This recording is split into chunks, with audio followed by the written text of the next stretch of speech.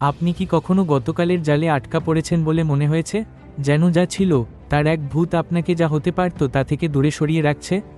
এলিয়াস এর সাথে দেখা করুন, একজন উচ্চাকাঙ্ক্ষী স্থপতি যাকে বহু বছর আগের একটি ব্যর্থ সেতু নকশা প্রতিযোগিতার স্মৃতি তাড়া করে বেড়াচ্ছে। সে আবেশের সাথে ব্লুপ্রিন্টগুলি বারবার আঁকে, ত্রুটিটি ঠিক করার চেষ্টা করে, বিশ্বাস করে যে সে সেই নির্দিষ্ট প্রকল্পে কোথায় ভুল করেছিল তা না বোঝা পর্যন্ত সে এগিয়ে যেতে পারবে না। বন্ধুরা তাকে উৎসাহিত করার চেষ্টা করেছে, উপদেষ্টারা নতুন সুযোগ দিয়েছেন, কিন্তু এলিয়াস অতীতকে ঝেড়ে ফেলতে পারেনি। সে অজস্র রাত পুরনো নোটের উপর ঝুঁকে কাটিয়েছে, নিশ্চিত যে তার ভবিষ্যতের সাফল্যের চাবিকাঠি সেই পুরনো ব্যর্থতায় চাপা পড়ে আছে।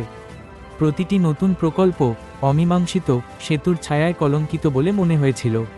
একদিন সকালে পুরনো নকশাটি সংশোধন করার তার সর্বশেষ প্রচেষ্টার দিকে তাকিয়ে থাকতে থাকতে তার মনে একটি ভাবনা এল, কী হবে যদি সমস্যাটি সেতু নিজেই না হয়, বরং এটি ঠিক করার জন্য তার অটল জেদ হয়। প্রতিযোগিতা অনেক আগেই শেষ হয়ে গিয়েছিল, বিচারকদের প্রতিক্রিয়া তার বর্তমান দক্ষতার জন্য অপ্রাসঙ্গিক ছিল। সে যে ত্রুটিটি সংশোধন করতে চেয়েছিল তা ছিল একটি ভূত, এবং আসল বাধা ছিল তার উপলব্ধি, প্রকৃত নকশা নয়। সে বুঝতে পারল যে ব্যর্থতা থেকে শেখার সুযোগ চলে গেছে, যার পরিবর্তে এসেছে ছেড়ে দেওয়ার সুযোগ। তার এই আবেশ তার দক্ষতা বাড়াচ্ছিল না, বরং এটি তার বর্তমান সম্ভাবনাকে নষ্ট করছিল। অতীতের ঘটনাকে সমাধান করার প্রয়োজনীয়তা ত্যাগ করে সে তার মনকে নতুন, প্রাসঙ্গিক চ্যালেঞ্জগুলিকে নতুন চোখে গ্রহণ করার জন্য মুক্ত করল। সত্যিকারের অগ্রগতি পুরনো ভুলগুলিকে নিখুঁত করার বিষয়ে নয়, বরং নতুন সাফল্য ডিজাইন করার বিষয়ে।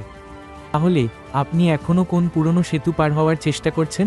তাকে ছেড়ে দিন, বর্তমানকে আলিঙ্গন করুন এবং নতুন কিছু গড়ুন। নতুন শুরুর অনুপ্রেরণা জাগানো আরও গল্পের জন্য বেঙ্গলি রেপো সাবস্ক্রাইব করুন।